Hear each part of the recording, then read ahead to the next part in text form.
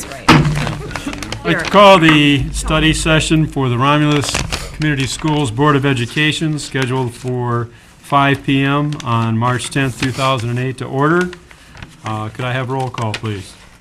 Ms. Crouch is absent. Ms. Roscoe? Here. Ms. Frere? Present. Ms. Buckley? Here. Ms. Lanasi? Present. Mr. Minkiewicz? Present. Mr. Kudik present. Need a motion for approval of the agenda. I'll make a motion that we approve the agenda as submitted.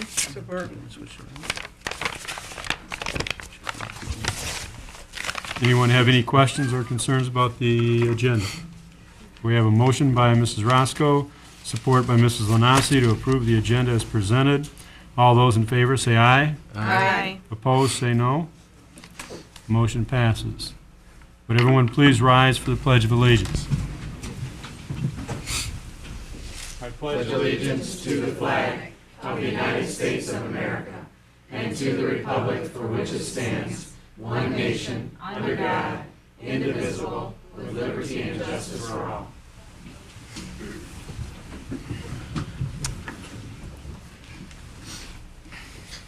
Next item on the agenda is a presentation. We'll now turn this over to Mr. Weiss.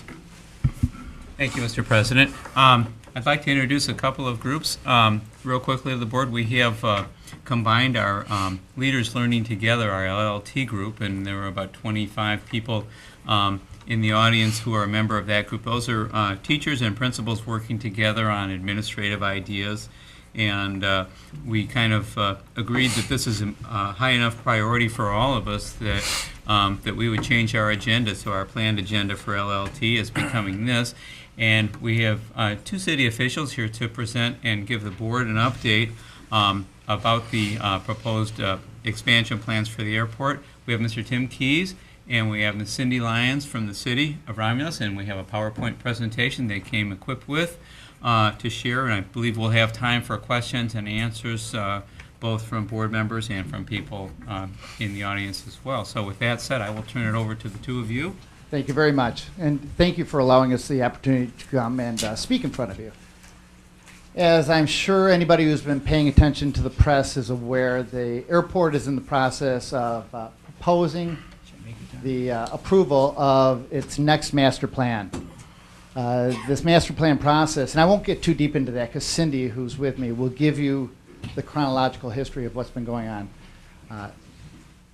The proposal is significant enough to the city that we have taken a very, very staunch stance in opposition of this proposal. We've been working with them for about 1.5 years to try to come up with a proposal that made sense. We believe that we've been good working partners. We assume that over the course of the last 30, 40 years, the city has worked with the airport as partners, and that we would expect the same from them, that they would give us the respect that partners do. We don't believe that that has occurred. This is not to say that the city doesn't believe that the airport doesn't need to grow. We believe that a strong airport is good for the city. It's also good for the region. But that doesn't necessarily mean that the growth has to go beyond the four walls. What we're asking for is responsible growth. We're asking for the opportunity to work with them as partners as they propose their growth. One thing that they have not been able to demonstrate to us through this process is, in fact, the need to grow outside the four boundaries. We've consistently asked for more information to substantiate their claims. To date, have received one letter, as I think in August of '07, and another letter just last week, which for the most part, in general terms, really doesn't answer any of our questions. Again, before we can even contemplate agreeing or approving or going along with whatever the airport is saying and what they're proposing, we need to understand, as well as the school, because it's the school board, it's going to impact the schools immensely. We need to understand what they're proposing and why. So at this point, I'll let Cindy go through the presentation, and feel free during the presentation to ask questions. Thank you. Again, this is going to give you a little bit of history and the background of what we've been involved in and working on with the Airport Authority. In October of 2006, the Wayne County Airport Authority initiated its master plan update. And the master plan, according to their own consultants, is a document which provides the framework needed to guide future development in a rational, prudent, and responsible manner.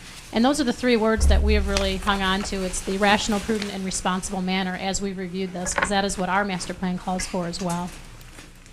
Something that's different than previous master plans that the airport has done is that the FAA now requires that stakeholders be involved in the process. That was a change that was made in 2005. So this is the first time that the city has actually been invited to sit at the table as part of this.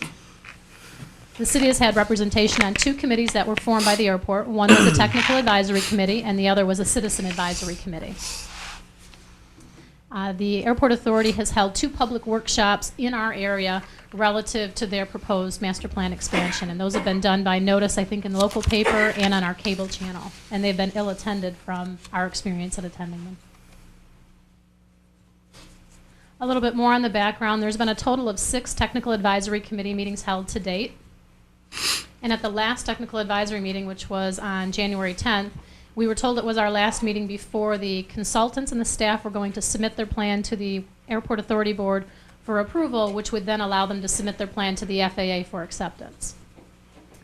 They have requested written comments from the city on all of the presentation materials that they have given, which was meetings 2 through 6, and the city has responded in writing to all of the information presented, and we have expressed consistent opposition to the direction that the plan was going. And we do have copies of all of those letters available on the city's website if anybody's interested in looking at our position. And again, the city has met with the consultants and staff one-on-one throughout the process to address some of our specific concerns, and they have been consistently dismissed as this is what they're required to do and the forecast projects these needs. Some of the major concerns that we have with the plans that they're presenting, or with the process, is that we've only received, again, 2 written responses from the Airport Authority, one in August and just as recently as last week, and they still don't answer the majority of our questions. And there's been no discussion at any of our technical advisory meetings of other stakeholder comments and concerns. We're often told that changes were made from a previous meeting based on comments they received, but those comments weren't shared with the rest of the committee.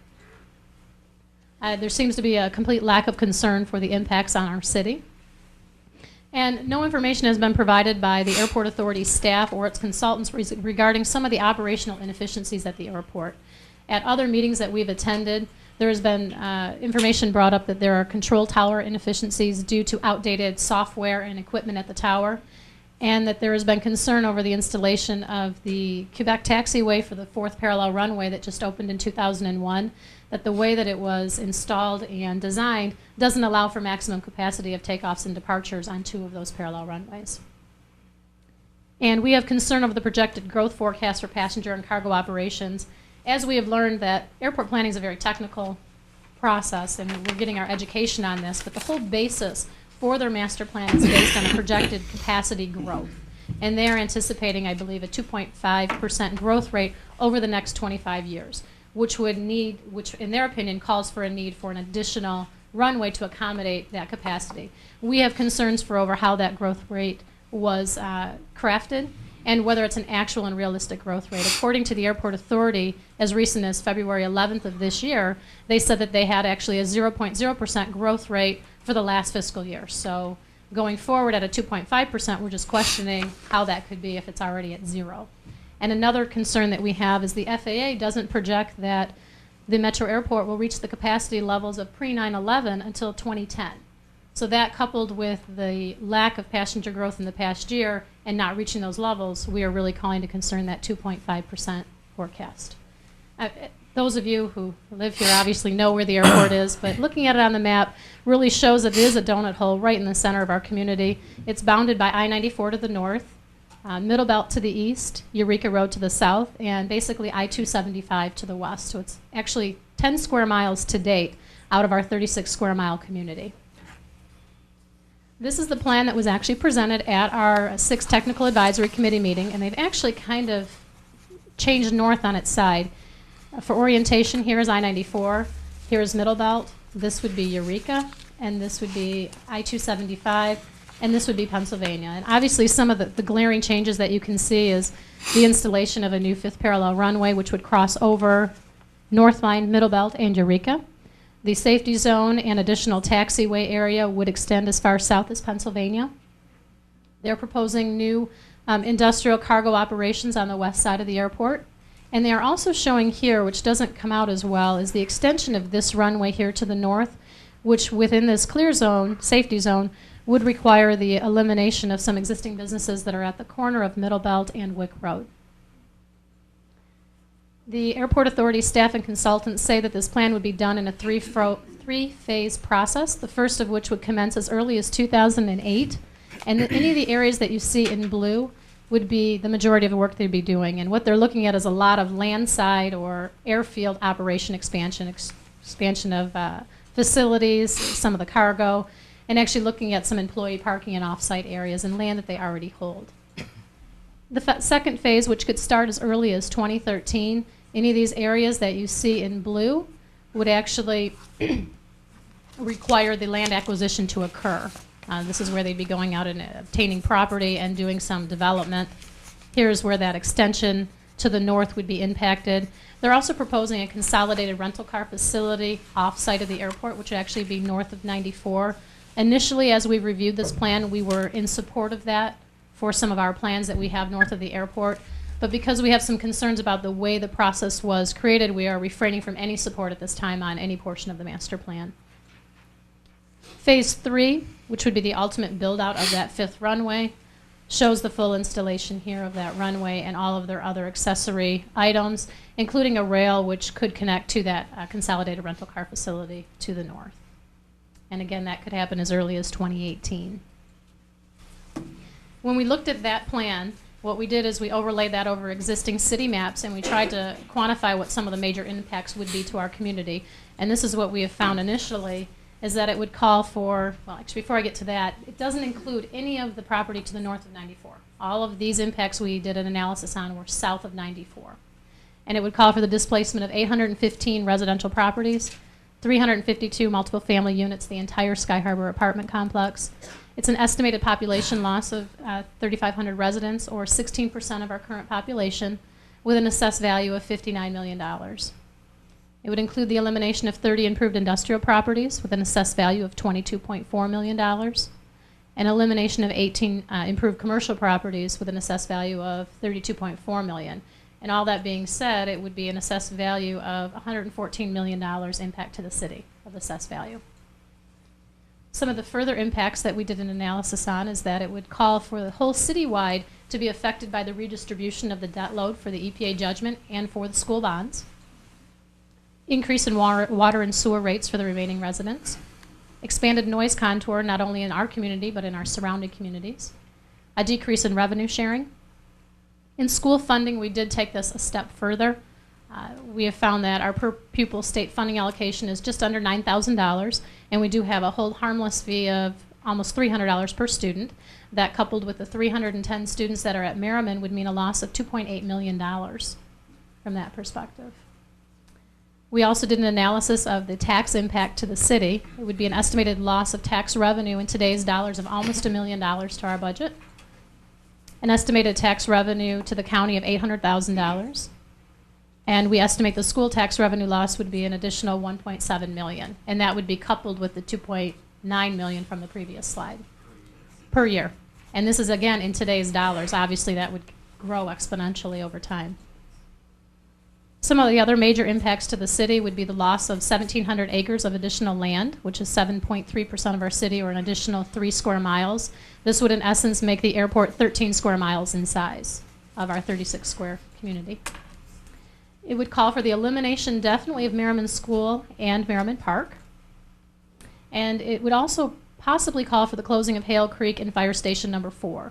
Fire Station number 4 is on there as it's just east of Middle Belt, and we're not sure what the impact would be with the loss of residents and whether or not the road would completely remain open. Hale Creek has been left up there for several reasons. One is, as part of our involvement on the Technical Advisory Committee, they did show an additional east-west runway that ran parallel with Pennsylvania Road, which would immediately take out Hale Creek Elementary. They have provided us with no written assurance that that has been removed from their consideration, so we do keep that out there as a looming issue. Another area that may affect Hale Creek would be any kind of home and land acquisition that would be done as part of a Part 150 or noise acquisition. Obviously, with a new runway, there would be substantial noise to the east of it. We also have concern again for access over Middlebelt, Eureka, Northline, and Smith roads. To date, they have said that they would be depressing the roads underneath the runway, so you would have tunnels in essence in 2 spots under Eureka and 1 under Middlebelt. They have given us no information that Northline would stay open or that they would be depressing it, and no information whether Smith Road north of 94 would be staying open either with their rental car facilities. We also did an analysis beyond the city limits because we know that the airport obviously as a regional driver affects more than just the citizens of Romulus. And obviously it would have the expansion of the noise contour, which would significantly affect our neighbors to the north, east, and south. The rate structure for the Wyandotte sewage treatment plant and the downriver community interceptor would change as we were part of a 13 community involvement on that. Wetland mitigation could occur. Previously that was done to Sumter. We don't know where they would do any new wetland mitigation. There could be impacts on our adjacent community zonings. Our communities to the south and east tend to have residential zoning along their boundaries with our community, and obviously that would be impacted by a shift. And there would be loss of investment from a city standpoint of new infrastructure on Eureka Road. We as a community put forth $500,000 into the reconfiguration and upgrading of that road when the last runway was opened. And there would be, we believe, a significant loss to the retail sales and trade area for those businesses that are along the Eureka Road corridor, specifically the Southland Mall, Myers area. The next steps with the process is that the Wayne County Airport Authority staff and consultants will be presenting to the board at their meeting in March this proposed plan. And if they approve that plan, they would be forwarding it to the FAA for acceptance in April, and the FAA has 90 days to accept it. And according to the FAA regulations, they don't approve the plan, they only accept it, and any land acquisition and development that would need to be done as part of that plan could only be done after the appropriate environmental processes have been done, which would trigger the FAA and the public involvement.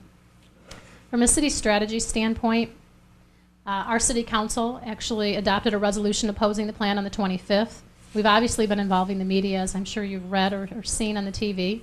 We are involving the public in a meeting tomorrow night, which we are holding at Merriman Elementary School. And we are on the process of garnering support of the Romulus position of opposition from our surrounding communities. And we do have several communities that have either adopted resolutions in support of our position or will be adopting in the next week to 10 days resolutions in support of our position.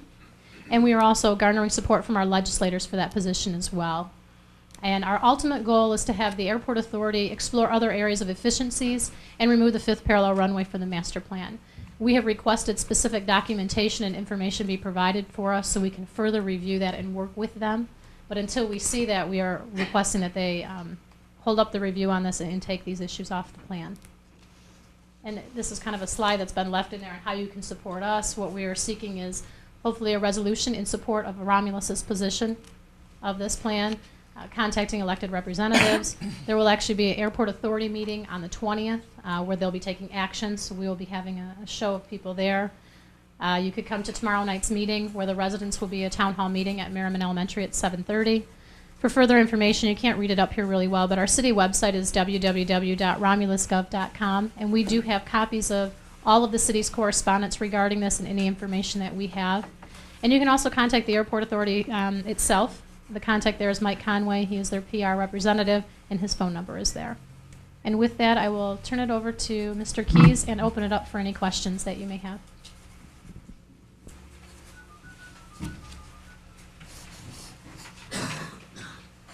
Does anybody have any questions? Yeah, Mr. Keys. I would like to know that runway that's not running full capacity, why can't that be fixed or corrected so that we can use it to full capacity? And maybe this could eliminate some of this. Well, and you've hit the point right on the head. I mean, there is a number of issues that they just refuse to answer. And so that, there is it the 4th parallel runway, Cindy? That's the, To give you an example, and I'm sorry if I'm walking out of the camera for viewers, but if you can see the safety zone at the end of that runway, if there is a plane that has landed on what is the new or 4th parallel runway, they have to come across this taxiway in order to get to the. Thank you. They have to come across this taxiway in order to get to the terminal. As soon as they make the movement onto that taxiway, this particular runway gets shut down, there can be no landings or no takeoffs.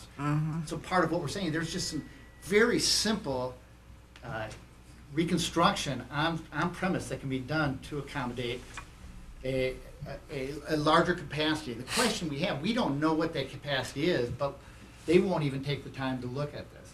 There are some inefficiencies with these two runways based on, and I don't want to get too technical because quite frankly, we're learning most of this stuff for the first time ourselves. But based on what side the taxiway is on the runway, if they were to flip the taxiway and create a larger spread between the runways, they could get more flights moving in and out.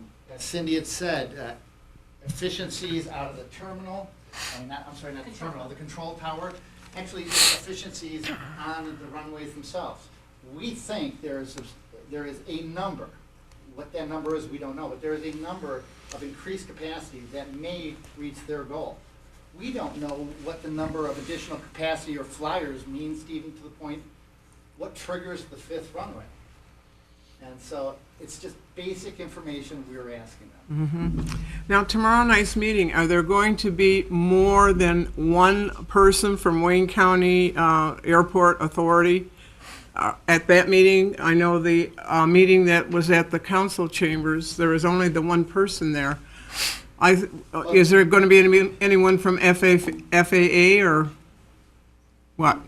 Everybody is welcome. Quite frankly, we don't know how many people from Wayne County Airport will be there.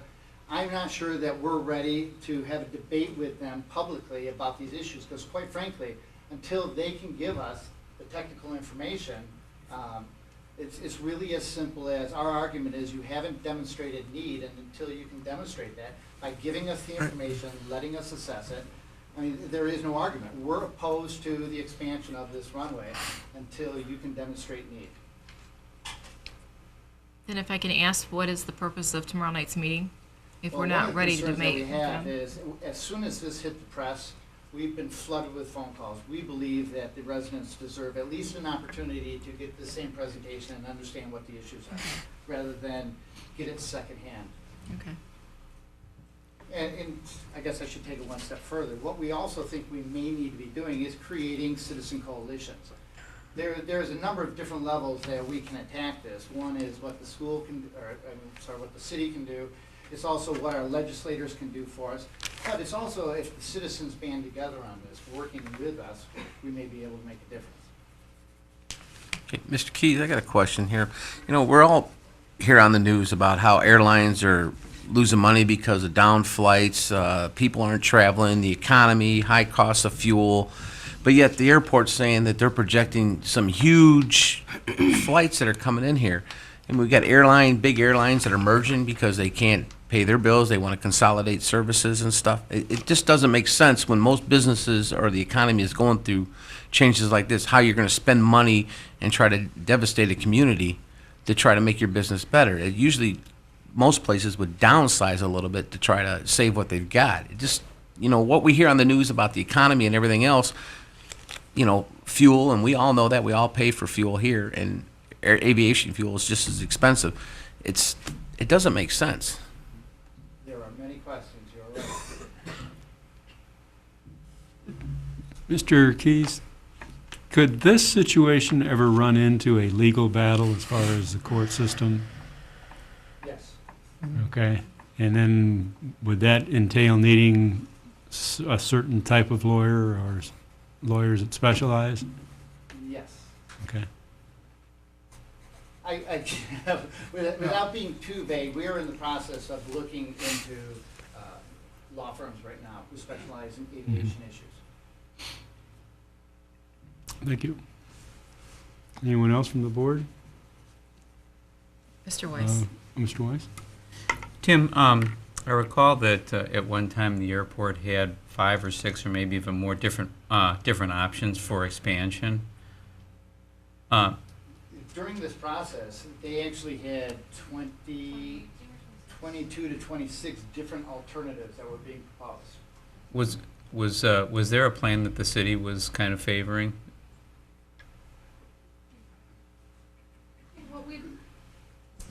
What we've always favored is if they look at things that they could do on their land side that would have the minimal amount of impact on our community. And we did make recommendations on several of those alternatives. We thought those alternatives, in conjunction with improved control tower efficiency and making corrective changes to that taxiway, may give them the capacity that they need. They have never answered that question. They have dismissed it on every account and won't give us any rational reason why they won't consider those alternatives. So the city's been consistent at saying, you know, do what you can within the four walls before you. Absolutely. Thank you.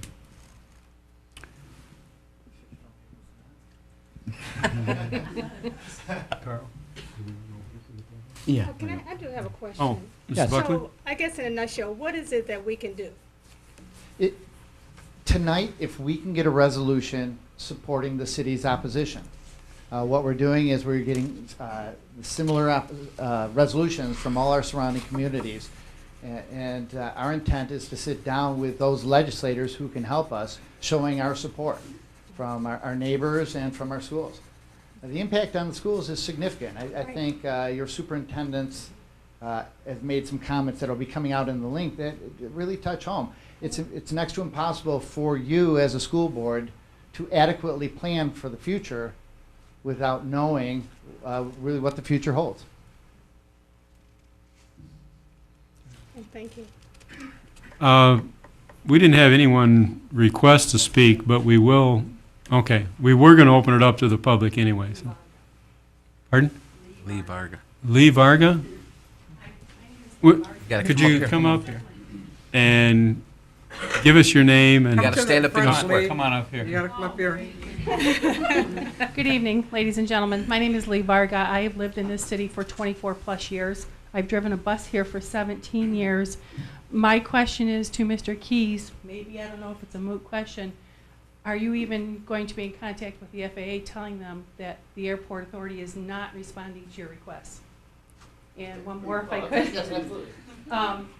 Other than what we can do, like the Merriman meeting and the resolution tonight, what else can we do to tell these people to stay out of our backyards? The FAA has actually been involved in this process from day one. And it's an interesting relationship when you watch how the FAA and the airport work. The reality is the FAA needs the airport as much as the airport needs the FAA. The FAA is the requesting body for additional funding. So we are going to have to go beyond the FAA to look for strong support. As it relates to what you can do with us as we move down the line, we are in the process of not only getting legal representation, we are in the process of getting what I'll call community media outreach as well. We're bringing in a PR firm to help us with this process so that we can try not only to have a consistent message, but to try to get the citizens to work with us with that message. And so that everybody knows not only what's being said, but ultimately what our end goal is. anyone else from the audience that would like to speak? I think Mrs. Bales made a comment at the council meeting. If the people all stick together with the plan that the city is doing, because I do think the city is on the right track, and I'm hoping my colleagues will follow suit with you. But if everyone sticks together with this, I think it'd be a lot easier too, and not one person go one way. You know, 3 different ideas that they think are better. I think we should just follow what the city's doing. Well, and quite frankly, we don't want you to follow with what we're doing. We want you to be partners with what we're doing. So, I mean, we want you sitting at the same table through all these meetings, through all these processes. Mm-hmm. I agree with that, yeah. We do have another question, Mrs. Funderburg. I'm Danielle Funderburg. I guess my question to you is, you say that we should band together. I think people should have instructions on what that entails. Some people might think it's a letter campaign, vocal to the media. I think we need instructions in where to get the information for whatever tools we need in order to make an impact. We agree with you. At tomorrow's meeting, we're actually, from the residents who are calling in right now or submitting information to us, we're taking their names, email addresses, and phone numbers. At tomorrow's meeting, we'll also be taking names, email addresses, and phone numbers. As I said, we've brought in a group to help us with community outreach. We're in the process of putting that message together. We're hoping that by the end of this week, we'll be able to be reaching out to you, telling you what we're looking for and how you can help us. And quite frankly, our window is very, very short on this. We have to March 20th. Our end goal is to get that runway off the plan. If, in fact, we can't get that goal, our next request would be to table this meeting until the city has had enough time to meet with the airport to at least get our points addressed. So, I mean, this may be, we have a very short time frame as it relates to March 20th, but this may, if we can get them to table this or take it off the agenda, this may be going on for a few more months as we try to make this fight.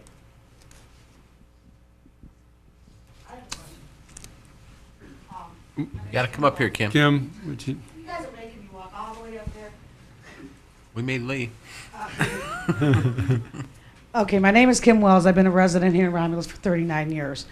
You showed us all the phases of what the airport is proposing. Where is the one that the city of Romulus is proposing? That's what I'd like to see, is where the phase, like I said, these are the ones that the airport is proposing, but I'd like to see the ones that you guys have proposed. We are not an aviation specialist. What I mean though is, you're saying, you know, you want us to come in and back and support you, but I don't see, I know that you said the far corner you were talking about for rent, you know, for the car thing. I mean, are we gonna stick with what we have right now in the city of Romulus? Or are you working with them on the expansion part of it? You know what I'm saying? What we're proposing is responsible growth, and at this point, Right. that does not include expansion outside the four walls. The 4 walls they have. Now, and I guess to That's clarify what I'm your point, saying, because I see the one corner up there that says that that's for the rental cars and whatever. But is that the only thing that the city of Romulus has said, you know, we were okay with, but now we're not okay with? no, well, there was on-site That's what I'm improvements, taxiway improvements that made sense to us. There was the construction of what's called a hush house, which is to reduce the sound that comes off the airport. We were comfortable with that. We think the idea of an automated train system that moves through the airport across the highway into the hotels makes sense. That's what I was asking. But I mean, So I'm looking for that part that what you guys are supporting, that they do, compared to what they're saying they want to do. But we're actually, as Cindy had said, we're withdrawing support on the plan in total, mainly because there have been so many questions that have come up from not only the addition of runway number 5, but the manner in which they handle their process, that we're very skeptical, and we want significant answers to almost anything they're doing outside the existing 4 walls. And quite frankly, within what I'll call the boundary of the fence, as long as they meet our current zoning standards, we're fine with that. I mean, that's what they need to do for their own business. We're not going to concern ourselves. But the minute they start looking outside that fence line, we're going to have a significant concern to make sure that they take the health, welfare, and safety of the citizens into account. And just to add to that too, if you look at their plan incrementally, some of the impacts aren't going to be as substantial to the city, which is the path that we were going, working in partnership with them, is that this little piece works and this little piece works. But when you look at the cumulative effect of the entire master plan, that's when those effects really add up and those impacts to our community. And that's why we had to take a step back and withdraw all of our support until we can fully evaluate the full effect of all of those impacts.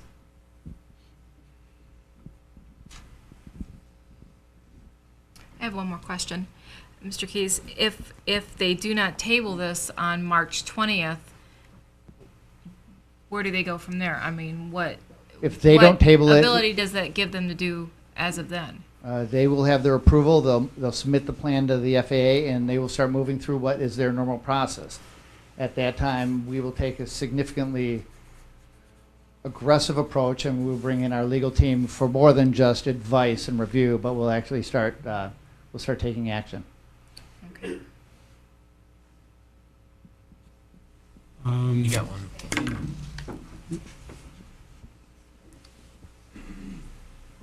I just have a quick question. In any other state, city where there's a major airport, have we looked into how they have fought expansion, and what's their bit? Have they been successful, and what? How did they fight it? Yes, we have. The two that we're looking at, and it's interesting, we are getting national attention from a number of people. We've been getting emails from people out of Los Angeles. I was going to say LAX. Their airport is called LAX. Chicago O'Hare. Both have had significant opposition to expansion for those airports. There is history as to how local opposition can slow down or stop that expansion.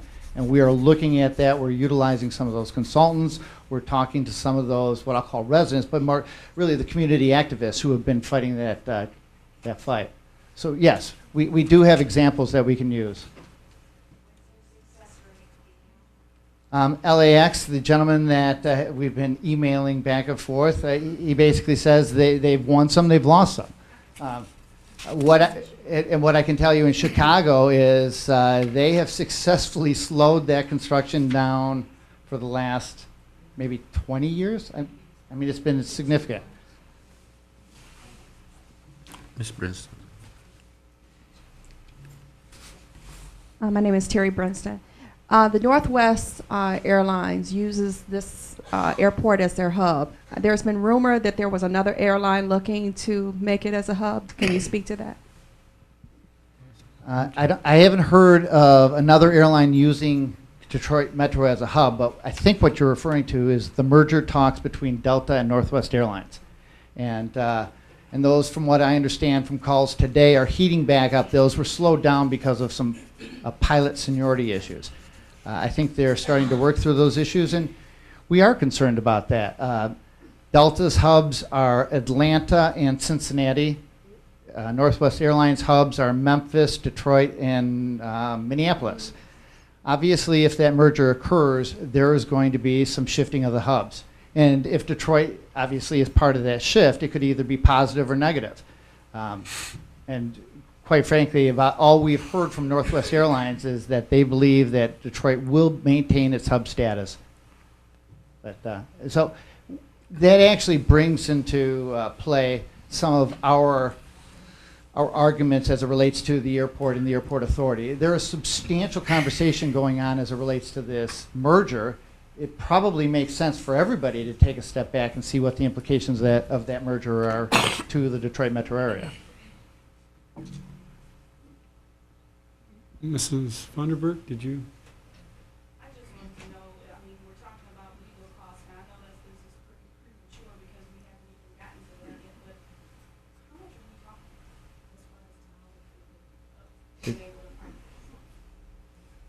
as far as how Significant.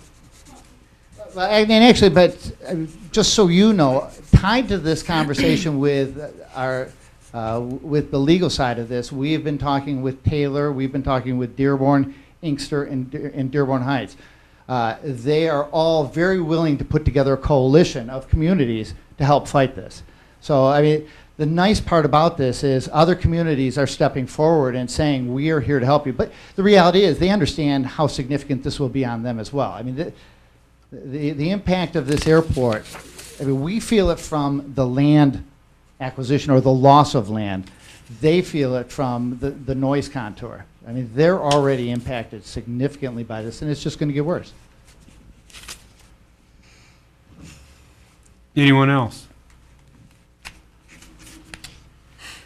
Any board members? I would just like to add, I mean, Cindy, I'm sorry, Ken. Cindy had suggested, and I think it's really important, go to romulusgov.com. On that website, we have all the letters that have been submitted on behalf of the city. I mean, if you're trying to understand what some of our arguments are, it gives you a really good idea of what we're trying to fight. Ms. Varga?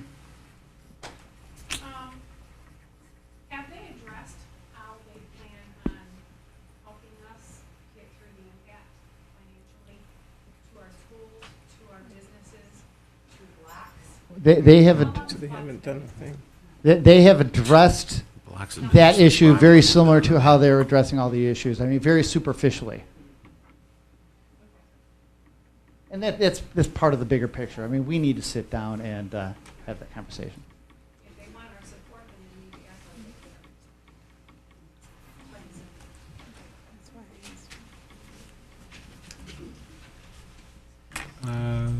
don't see any more. Next item on the agenda would be for adjournment.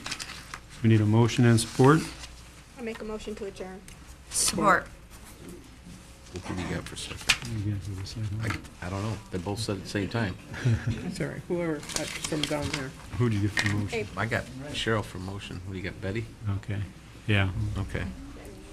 Thank you. Thank you. Thank you very much. Thank you. Cindy. Thank you very much.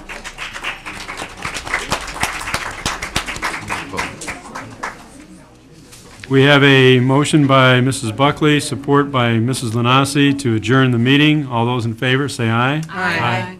Opposed, say no. Motion passes. Meeting is adjourned.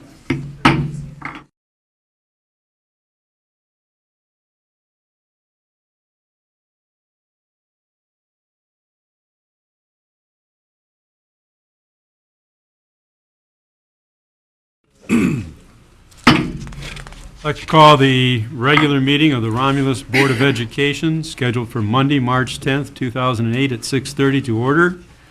Would the secretary please call roll? Ms. Kraut? Here. Ms. Roscoe? Here. Ms. Frere? Present. Ms. Buckley? Here. Ms. Lanasi? Present. Mr. Mankiewicz? Here. Mr. Kudik, present. Would everyone please rise for the Pledge of Allegiance? I pledge Allegiance to the flag of the United States of America and to the republic for which it stands, one nation, under God, indivisible, with liberty and justice for all.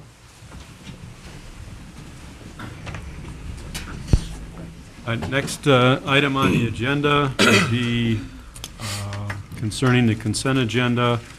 All matters listed under the consent agenda are considered to be routine in nature by the Board of Education and will be acted upon by one motion.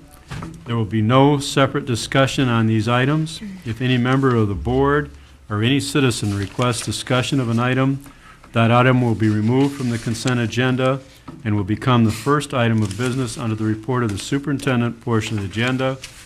The items that we are dealing with are minutes from the previous meeting, any personnel actions, and then bills for payment.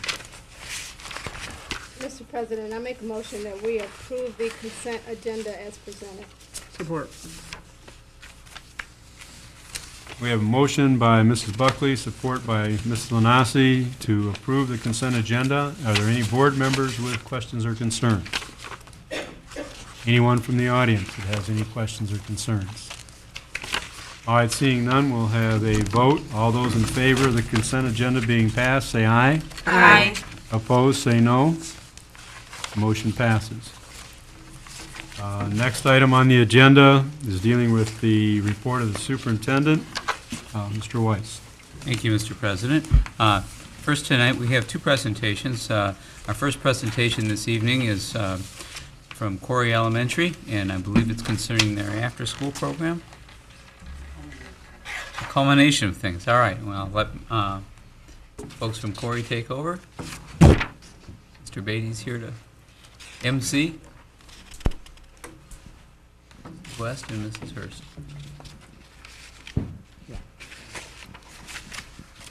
Well, I'd just like to say on behalf of the Cory staff, I'd like to say greetings to you and good evening. Of course, as always, we're here to feature some of the best of what we do. It's always exciting for me and for the staff to be able to do that. The best at Cory School means, when we say we expect the best, it means believing, exceeding, succeeding, and we do that together. Tonight, what we're going to do is to feature some of our, not just new initiatives, but again, some of the best of what we do at Cory School. We are going to be featuring tonight, or highlighting our Character Counts initiative, which focus on the 6 pillars of character.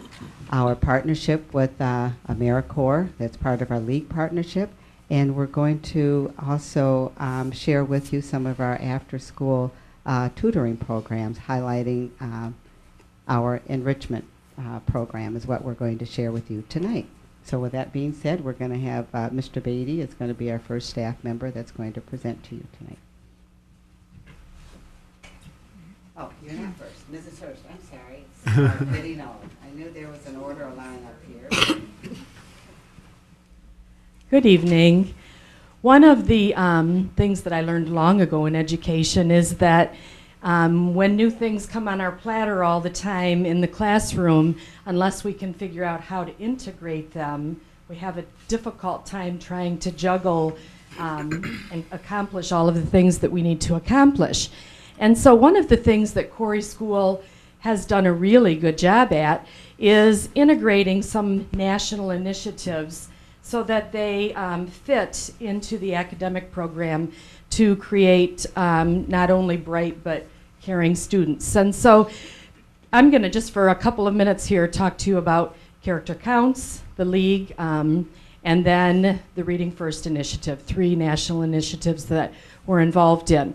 And so Character Counts is a program where students monthly learn about a character trait. So it might be responsibility, it might be caring, it might be, we'll talk about all the different ones in just a second. But we take those traits and we combine them with the League project. So if they're learning about responsibility, which is a character trait that they'll learn about in April, we'll do environmental projects. And so we've married those two together so that the kids are learning about things, but then also practicing them. We also took these character counts and the League and integrated them with some of our Reading First initiatives. For instance, in the month of February, where the character component is caring, the students learned about caring at the best assembly that we have monthly, and they wear red to demonstrate the color of caring. And then they made Valentine's cards that I did just hear the other day arrived in Iraq. And so they are not only learning but practicing through the academic curriculum the things that they that make them bright and caring students.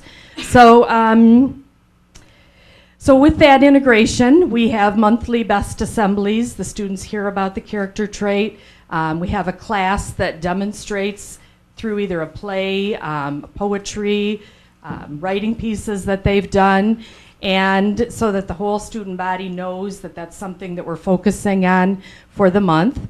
And then that's about it for that, I guess. Also, for the Martin Luther King month, just real quickly, Mr. Grange and Mrs. Askew, 2 teachers in our building, had the highest participation in the nation for the League project, so we had some accomplishments there. The last initiative is the Reading First, and you all know that that's a national initiative, and it's continuing to grow at Cory School. We have a parent component. In the last couple of weeks, I've had 3 parent workshops where I bring parents in, talk to them about the roads that their students travel on for on the road to being a successful reader. And we'll be having a program tomorrow night where with the book fair, parents come in. It's called A Night to, or Dinner with a Loved One. They come in, they're going to have dinner, and then be able to go to the book fair after that. And you got your gifts a little bit early, but this is Dr. Seuss month. It's March's reading month, and so you got a Dr. Seuss hat. There's a book in there that was donated to us, to Cory School, so we're donating it to you. We have kind of a philosophy at Cory when we pass books out that kind of like that Pay It Forward movie. If it's a book that you choose not to read, then you can share it with someone else, pass it on. If you choose to read it, once you finish it, pass it on again. So that again, those initiatives are all embedded where you're being philanthropic, reading, all of that is combined together again. And then also there's a little flyer in your hat talking about our event tomorrow night at 6 o'clock. We'd love to have all of you, and I know that we're in serious competition with the basketball game, but you could come and eat quick and run, and Milan's not that far. And then also this month we have Reading Month activities, and so this coming Friday the students will be wearing pajamas and having popcorn and reading Dr. Seuss books. And then the following Wednesday is Wacky and Wild Hair Day, and Mrs. West will be going into classrooms and reading Wacky Wednesday to all of the students. So lots of activities going on for Reading Month.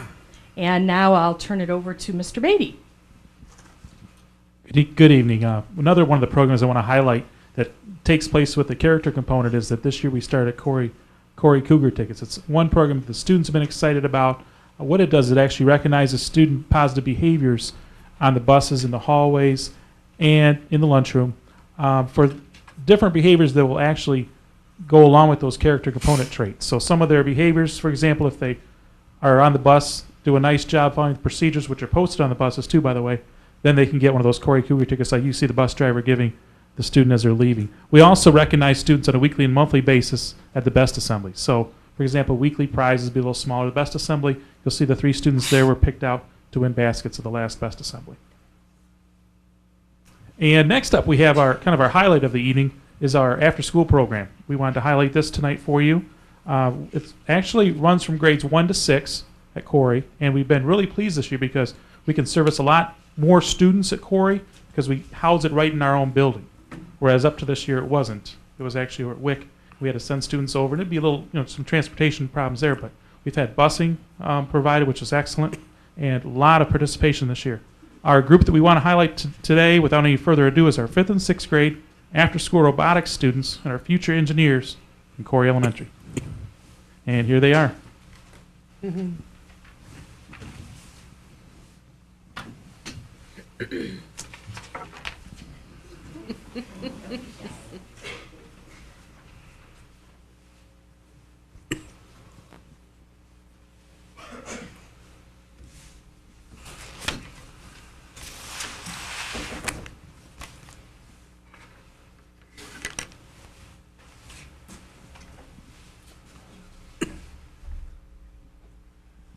Good evening, members of the board, and good evening, all parents.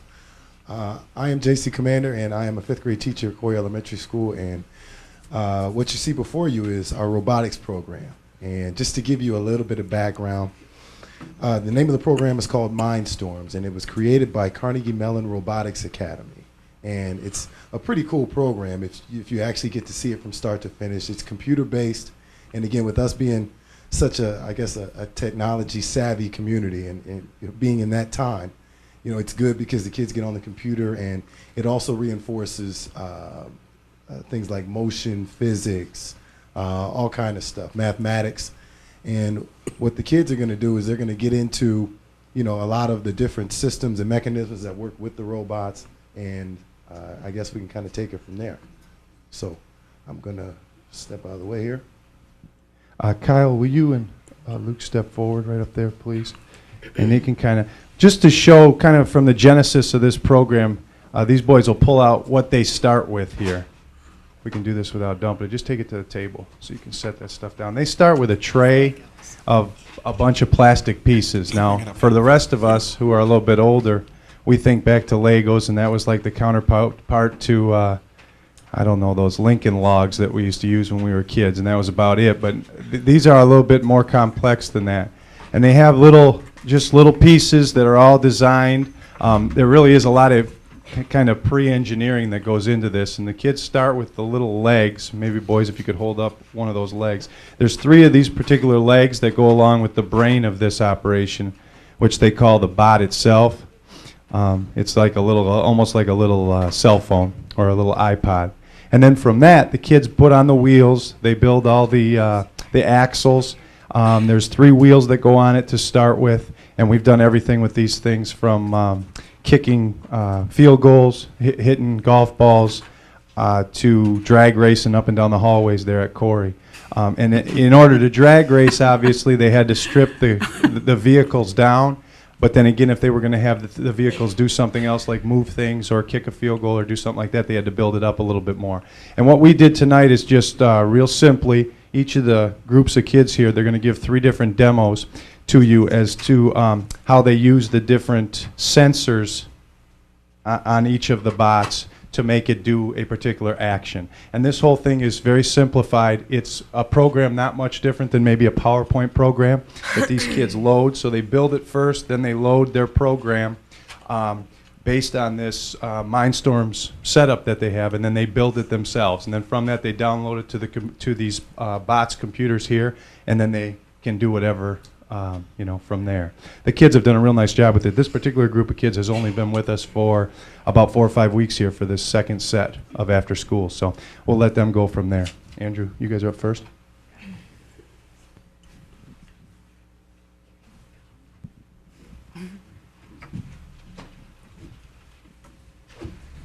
This is the touch sensor.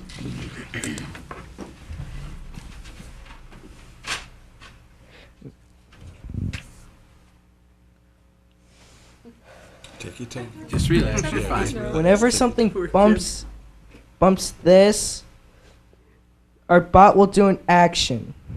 I will demonstrate to you by making our bot go forward 3 seconds and come back to us 3 seconds, and then I'll make a noise.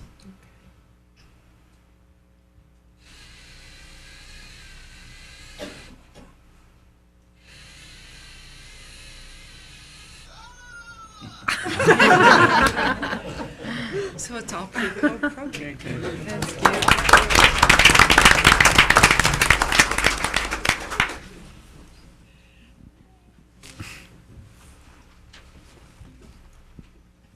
Today we'll be talking about the ultrasonic sensor, which is the head of the robot. The ultrasonic sensor indicates or senses movement within 4 inches. I've programmed it so something, when I wave my hand in front of it, it'll go forwards, and then when I wave my hand in front of it again, it'll stop.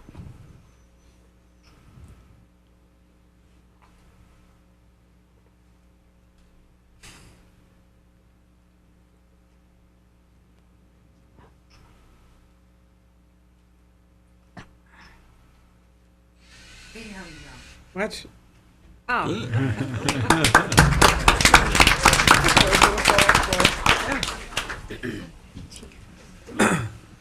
We're going to be demonstrating the sound sensor. This is the sound sensor on the robot. And the sound sensor can be activated by a clap or sound. And our bot is going to move forward, backwards, the arm is going to turn, the robot is going to go in circles, and then the robot will talk at the end.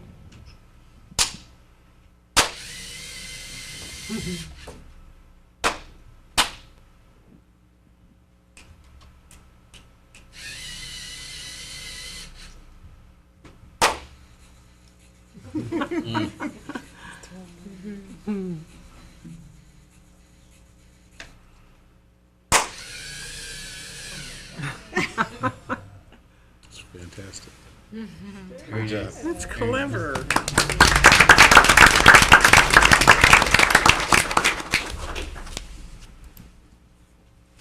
Ladies and gentlemen, thank you. Thank you. Thank you. Thank you. Excuse me, before they sit down, could they each give us their names, the students, please? Yeah. And you did a great job. Very nice. I'm Kyle Hensley. Luke Hojanowski. I'm Brianna Bohannon. Kayla Burke. My name is Bianca Buckley. Danville Hojanowski. Cameron Barnes. My name is Andrew Kelby. Nice work, Thank guys. you. Very Great nice. job.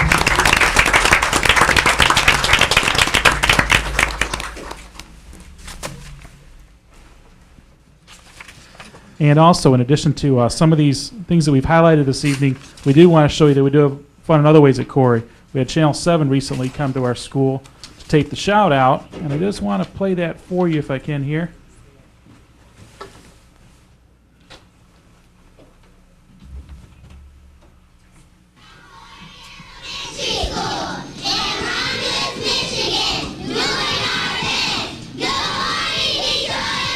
Well, okay, the Cory Elementary School students in Romulus hanging out with Dave Rexroth. Yeah, peace. There you go, having a great old day. You want your school highlighted? Hey, we'll stop by. Just go to wxyz.com.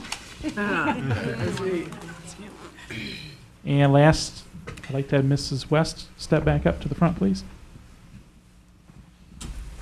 Thank you, each and every one of you, for the presentation. What I'd like to do is feature again some of our best. You know, behind these students, we have parents and caregivers who, whenever we call, they answer. And I'd like to have our parents and caregivers stand up for just a moment. Miss Becky, could you do me a favor and ask the students to step back in the door for just one moment, please? If we could have, and parents and caregivers who are actually the pillars behind these students, would you stand up for just a moment? Come on, Mrs. Hojinowski. Don't be shy. This is your chance to shine. Boys and girls, come on in. You know, your moms and dads and caregivers took a lot of time and out of their busy schedule to come and share time with you tonight. So let's give it to them on the count of 3. 1, 2, 3. Oh, let's try that again. You didn't do it right. You know what? You know how to do it. Come on, let's try it again. 1, 2, 3. You're the best. All right. Just wanted to thank you again for coming out and to let our board know that, you know, when we say that we're doing our best, believing, exceeding, succeeding, we actually do it together. Thank you again. Certainly appreciate that. And just to you as board members and the panel here, we'd just like to say that at Cory School, not only are we having fun, but we're doing everything that we can do to ensure that we are not leaving any child behind. So with that being said, thank you again for letting us share this time with you tonight. Okay? Any questions also before we can open up to a quick Q&A? Dan? Thank you again. Thank and you to very the much. public, just wanted to say, I'll get to that just 1 minute. To the public, I wanted to say that we are having, as Mrs. Hurst said, an event tomorrow night that's with our reading and our book fair. And we are open to the public at Cory School. We'd like to, have you come out and share time with us. And we just have one other thing we'd like to do, if you could indulge us. As you know, at Cory School, we're about service to others, but oftentimes we're supported by the service that we get. And we would like to recognize tonight one of our board members who takes time every year out of her busy schedule to support us with our MLK Day activities. She drives that bus back and forth up and down Wayne Road numerous times, supporting our seniors in the community. And at Cory School, she's managed to come out at least every year that I've been there, and she sits in that auditorium for our 6th grade moving up. And 90 degrees, it's 90 degrees in the shade outside, so you know how hot it is at Cory School inside because we don't have air conditioning. Mrs. Betty, would you stand up, please? And Rob, you want to? Okay. Well, you know, if I take him up, I can get me another kiss and a hug like I always do for Miss Betty. As most of you know, Miss Betty is electing not to run for the board again. And like I said, she's been a pillar of strength and just kind of a wind beneath our wings on many occasions. And we just want to say we love you and thank you. Thank you very much. We expect to see you back this year, too. Can you all see?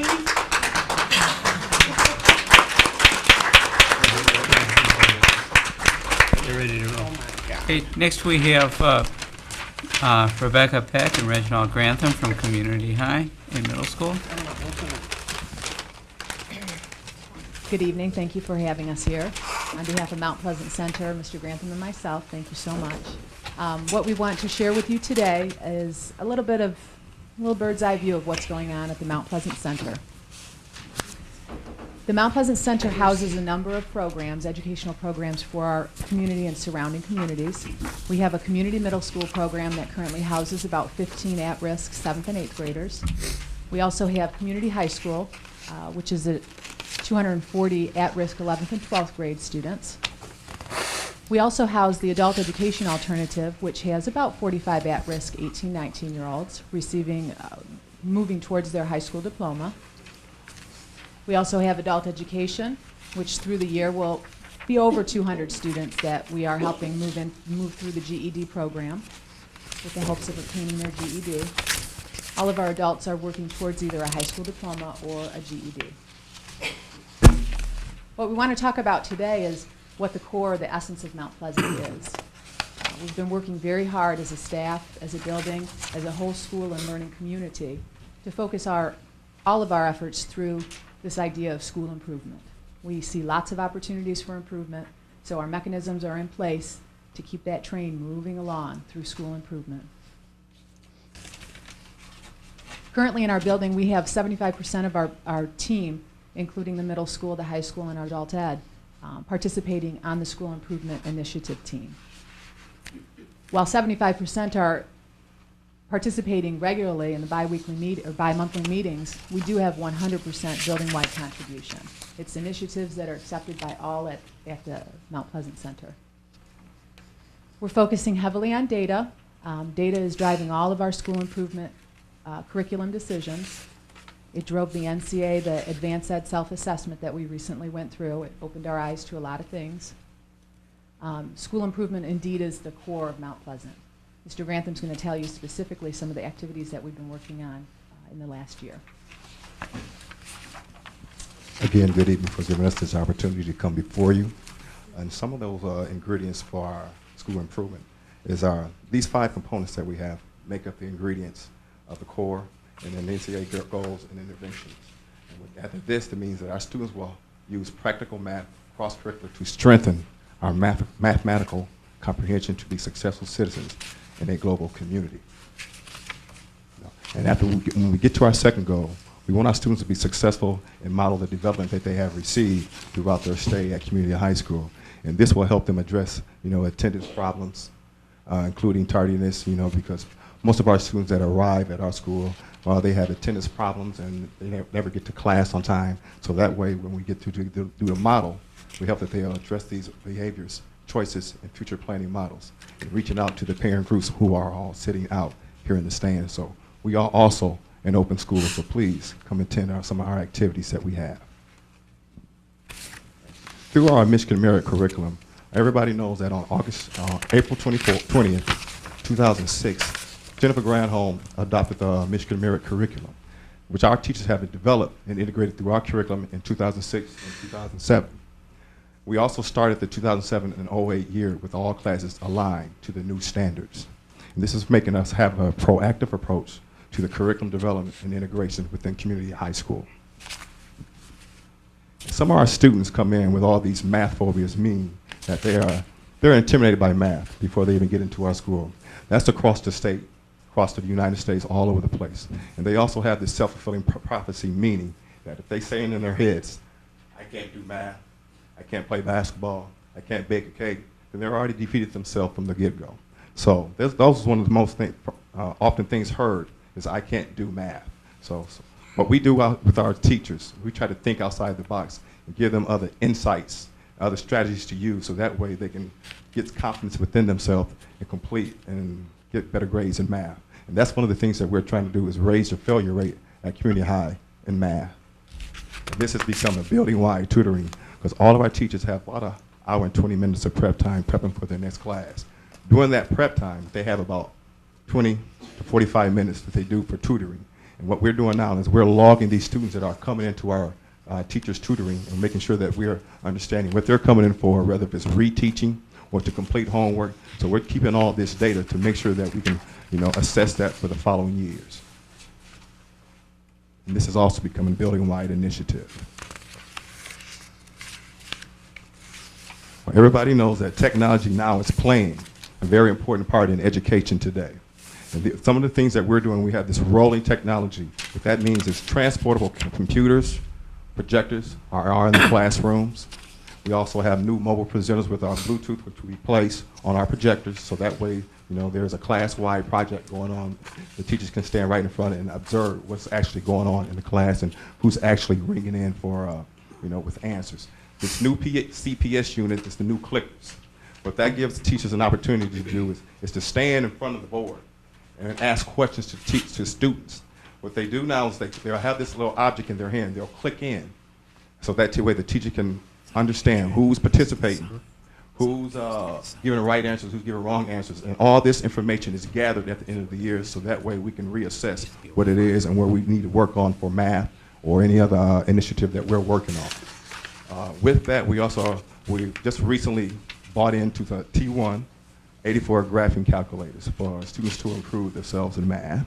And we also have the Alpha Smart mobile writing pads, which is the same thing as the Bluetooth, where you can sit there in front of the projector and you can correlate right there on the screen. And that way everybody who's ever observing this whole situation, they'll know exactly where the teacher is and what she's talking about. Next. Some of the key characteristics of our at-risk student population, which is the dropouts, which is the students that come for a period of time and just totally just exclude themselves from coming into school. Now the drop-ins is a different pattern. What these students do is they'll come into school during registration, enrollment. They'll be there for about the first couple of weeks, and then at the end they'll just disappear for a period of time. But then maybe 2 weeks later they'll drop back into school like there's nothing ever happening for us. So what we're trying to do is bridge that gap.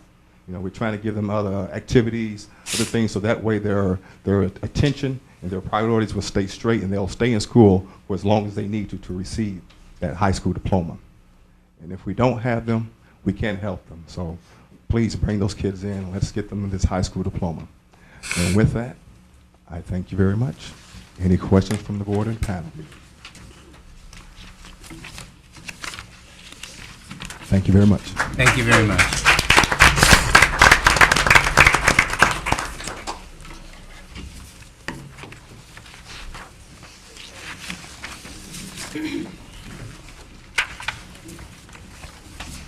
The next item on our agenda is dealing with the resolution in support of the city of Romulus.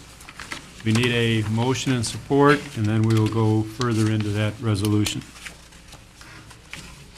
I'll make a motion that we accept the resolution. Recommended motion, move that Board of Education adopt the resolution in support of the city of Romulus in opposition of the Detroit Metropolitan Wayne County Airport Authority master plan as presented. I support. We have a motion by Mrs. Roscoe, support by Mrs. Buckley, to approve the resolution in support of the city of Romulus in opposition to the airport. We will now have the Secretary of Board read the resolution. Resolution in support of the city of Romulus. A resolution of the Romulus Community Schools supporting the city of Romulus opposition of the Detroit Metropolitan Wayne County Airport Authority master plan. Whereas the staff of the Wayne County Airport Authority and their consultants, Jacobs, Daniels, and Associates, announced at the 6th meeting of the Technical Advisory Committee that the preferred development plan for the airport master plan, which includes the installation of a 5th parallel runway, off-site development to the north of Interstate 94 and future development to the south into Huron Township, would be presented to the Wayne County Airport Authority for approval without any prior discussion of that plan with members of the Technical Advisory Committee. And whereas the projected negative social and economic impact to the city of Romulus and the Romulus Community Schools is significant, including the displacement or loss of 16% of their existing residential population base, devastation of the financial security of the community by a $14 million loss of assessed property values, the loss of 1,700 acres of land, closure of schools, parks, and diminution of the city's ability to effectively provide public safety and utilities, and the complete disregard of the city of Romulus master plan. And whereas Romulus Community School Board of Education supports the expansion of the airport where warranted and acknowledges the economic benefits to the region of a strong airport. And whereas we encourage the consideration of a safe and effective alternatives by the airport authority to provide a balance between meeting the future air traffic demands as projected by the Wayne County Airport Authority and the quality of life for the surrounding residents.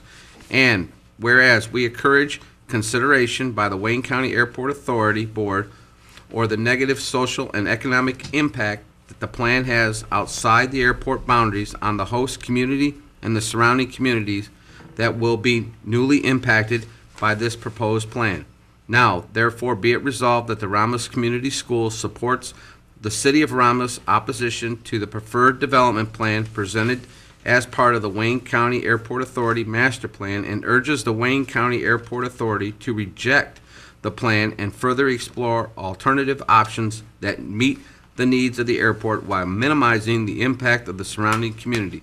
Kenneth Minkiewicz, President, Thomas Kudrick, Secretary, duly adopted by the Romulus Board of Education at its regular meeting held March 10th, 2008. Do we have any questions or concerns of board members concerning this resolution? Seeing none, we will take a vote. All those in favor of supporting the resolution, say aye. Aye. Opposed, say no. Motion passes. Next item, Superintendent Weiss. Thank you, Mr. President. You may recall, board members, that around the end of October, we gave you our first update on the district savings with PCMI. PCMI is Professional Contract Management Incorporated.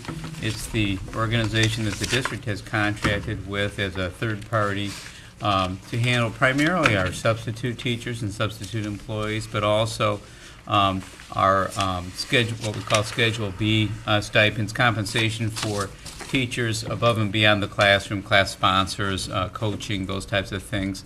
And at the time I gave you an update, and that was at the end of October, the district had saved about $9,500.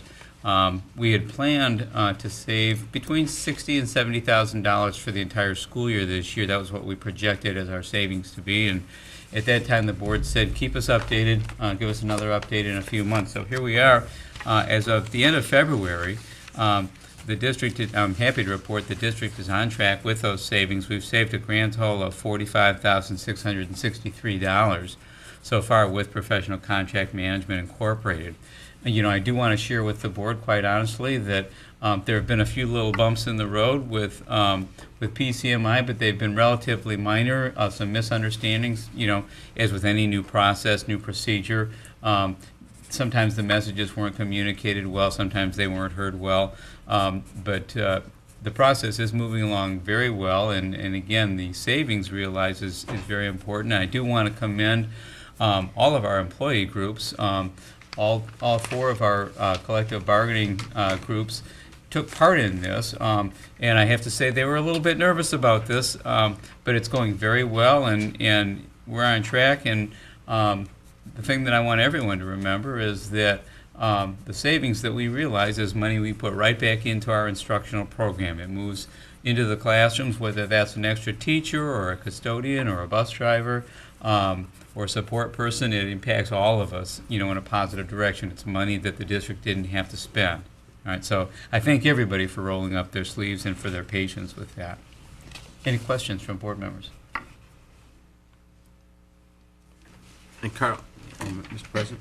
Yes. Now, this contract currently expires at the end of the school year, correct? Yes, it's a one-year contract.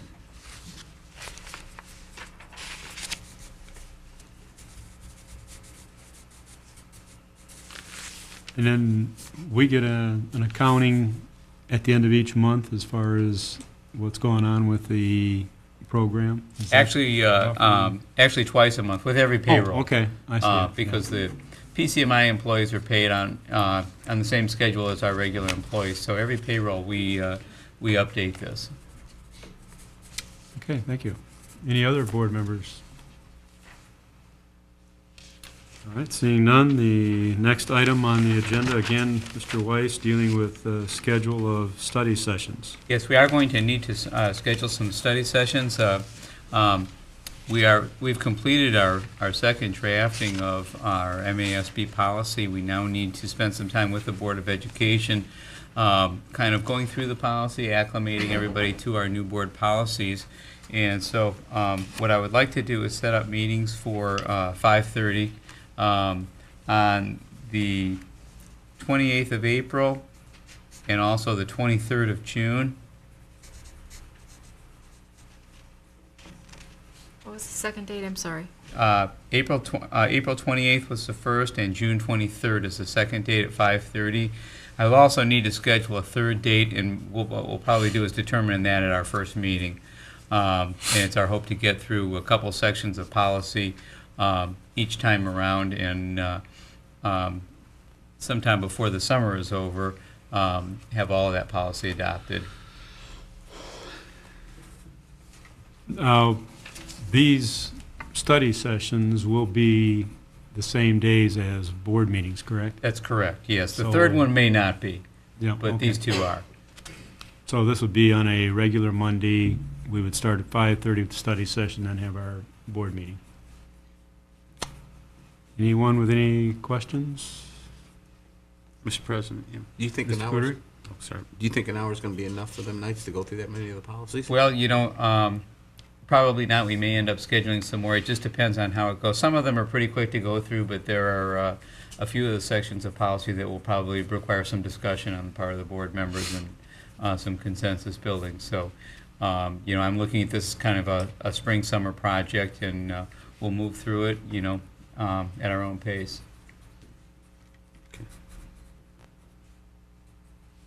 Anyone else? Any questions? All right, seeing none, the next item on the agenda is dealing with communications and expressions from the public. I didn't see any requests to speak. Do we have any? I didn't have any.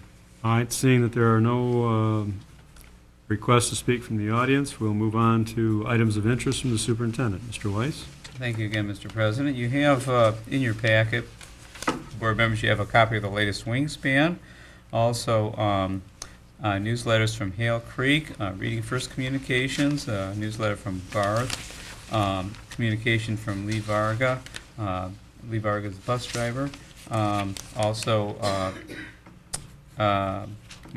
And another Hale Creek newsletter.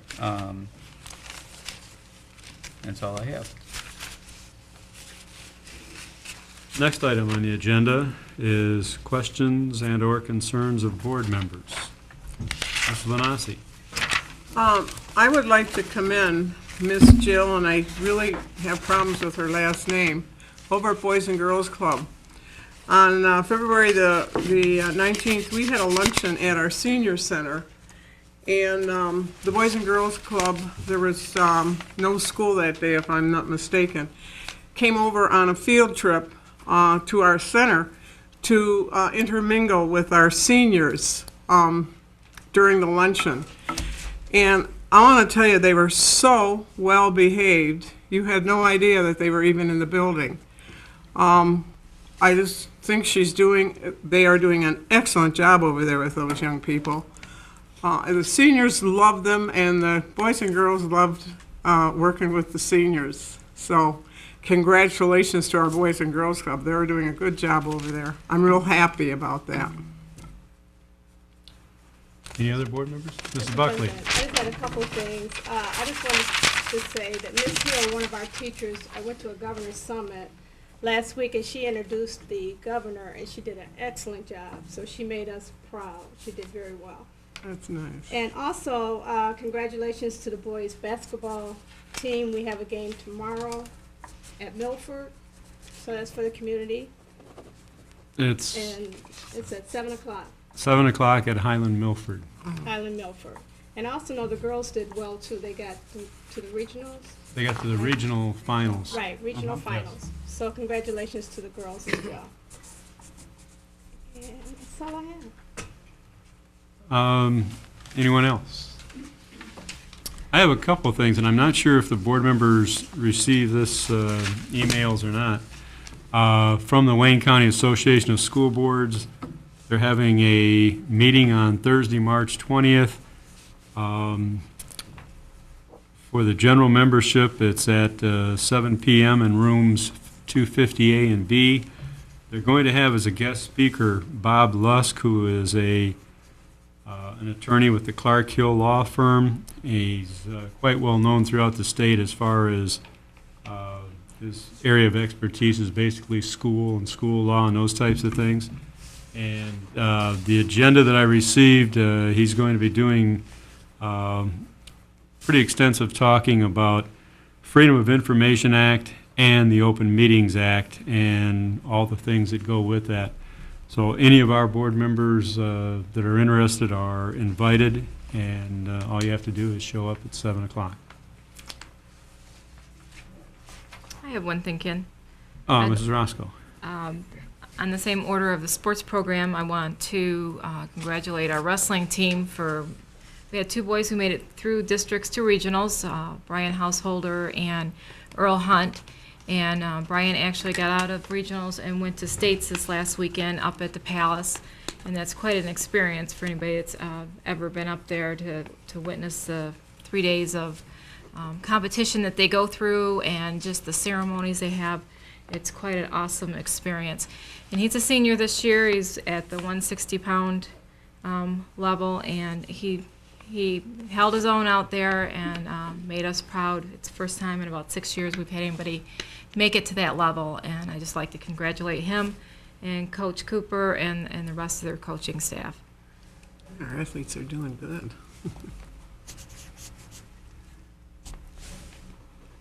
Anyone else? All right, seeing none. Next item on the agenda would be dealing with an executive session. We will need a motion, support, and roll call vote to convene an executive session, and this will be dealing with the superintendent's evaluation. Mr. President, I make a motion we convene into executive session. Support. We have a motion by Mrs. Buckley, support by Mr. Kuderick, to convene into executive session. Mr. Kuderick, would you give us a roll call vote, please? Ms. Kraut? Yes. Ms. Roscoe? Yes. Ms. Frere? Yes. Ms. Buckley? Yes. Ms. Lanasi? Yes. Mr. Kevich? Yes. Mr. Kuderick votes yes. Are we going to get any action afterwards? Afterwards, it looks like the only thing we would have would be adjournment of the meeting. We will now go into executive session concerning the superintendent's evaluation.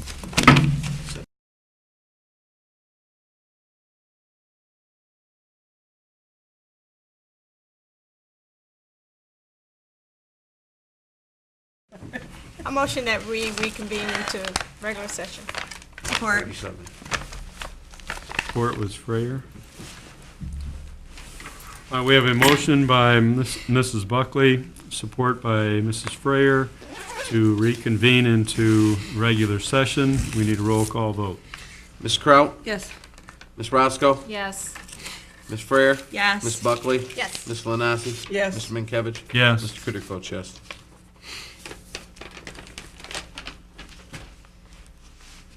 And we're at 8:37. 8:37. All right, now we need a motion for adjournment. Make the motion. We adjourn. All right, we have Mrs. Lanasi. Support. Support Buckley. We have a motion by Mrs. Lanasi, support by Mrs. Buckley to adjourn the meeting. All those in favor say aye. Aye. This meeting is adjourned.